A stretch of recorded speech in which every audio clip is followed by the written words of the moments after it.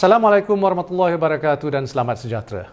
Saya ingin membuat beberapa ulasan dan pencerahan tentang isu hutang negara yang dibangkitkan dalam 2-3 hari kebelakangan ini, terutamanya dalam posting media sosial Yang Berhormat Datuk Seri Najib Razak. Terima kasih diucapkan atas keprihatinan beliau. Izinkan saya memberi penjelasan. Pertama, saya ingin memaklumkan bahawa dari 1 Januari hingga hari ini, kesemua pinjaman kerajaan adalah berdasarkan perbelanjaan yang diluluskan di Parlimen sewaktu pembentangan Belanjawan 2021. Tidak ada dana tambahan seperti yang didakwa selain dari hasil kerajaan yang biasa dikutip yang kini berkurangan kerana pandemik. Saya ulangi, kesemua pinjaman kerajaan setakat ini adalah berdasarkan perbelanjaan yang diluluskan di Parlimen sewaktu pembentangan Belanjawan 2021. Kerajaan juga tidak pernah menggunakan ordinan darurat untuk meningkatkan atau menambah perbelanjaan melebihi had ceiling yang telah diluluskan oleh Parlimen pada Ogos 2020. Kedua, ingin saya memaklumkan bahawa pinjaman kerajaan setakat April 2021 berjumlah 81.8 bilion ringgit dan setakat bulan Mei yang masih belum habis ni adalah sekitar 99.3 bilion ringgit, bukan 115.53 bilion ringgit. Kita sentiasa bersifat telus dan transparan. Kesemua data berkenaan kedudukan fiskal dan hutang negara diterbitkan melalui laman web MOF dan juga web statistik Bank Negara Malaysia. Jumlah 81.8 bilion ringgit ini merangkumi 31.6 bilion ringgit bagi membiayai semula hutang terdahulu yang matang dan 50.2 bilion ringgit yang sememangnya digunakan untuk membiayai perbelanjaan pembangunan. Ini semua termasuklah perbelanjaan dari kumpulan wang COVID-19 yang mana 17 bilion ringgit adalah untuk tahun 2021, merangkumi inisiatif-inisiatif semasa tempoh PKP2 dan PKP3 seperti bantuan prihatin rakyat, program subsidi upah, jaringan prihatin, geran khas prihatin dan program e-belia. Saya menjangkakan akan ada yang terfikir untuk bertanya, mengapakah kiraan yang dibuat oleh Kementerian Kewangan ini, iaitu 81.8 bilion ringgit, begitu berbeza dengan jumlah yang didakwa, iaitu 115.3 bilion ringgit. Saya lihat di dalam senarai yang dibentangkan oleh Datuk Seri Najib, terdapat pinjaman yang dibuat oleh Petronas, pinjaman yang dibuat oleh Khazanah dan hasil jualan kepentingan Telekom dan Siltera.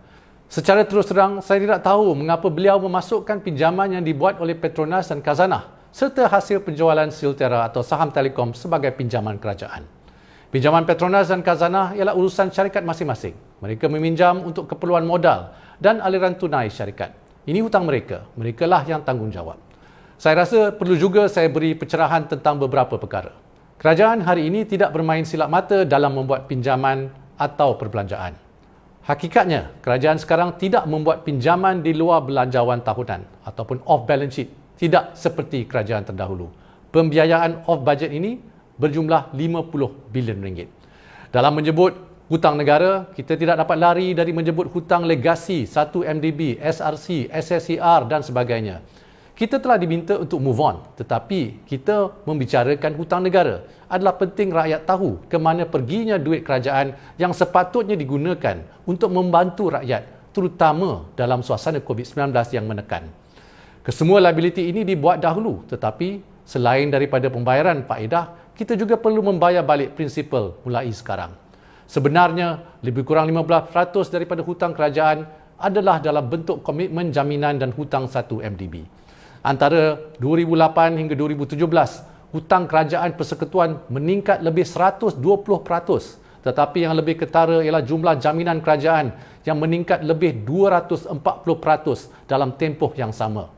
Kerajaan telah mewarisi keberhutangan yang tinggi dan kapasiti untuk membayar komitmen kewangan yang lebih rendah. Selain daripada hutang kerajaan persekutuan, kerajaan perlu menanggung komitmen jaminan seperti 1MDB, SRC dan SSCR kerana projek-projek ini tidak menjana pendapatan bagi membayar prinsipal dan faedah pinjaman. Yang lebih menyedihkan, banyak di antara pinjaman ini kita langsung tidak tahu apa hasilnya. Analoginya ialah seperti dialami ramai penjamin pinjaman kereta. Kawan lari, tak bayar bank. Kereta hilang, kita yang kena bayar. Begitulah keadaan yang tentang banyak hutang legasi yang kita warisi hari ini. Kerajaan telah melunaskan sebanyak 12.4 bilion ringgit hutang 1MDB dan 3.1 bilion ringgit hutang SRC.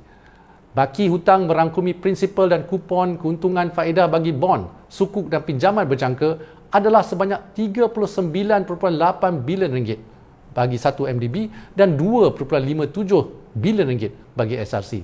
Bagaimana untuk move on? Kerana sebab perlu berbayar berbilion-bilion untuk pinjaman ini, kita tak dapat menggunakan dana ini untuk dibahagikan kepada rakyat semasa pandemik ini.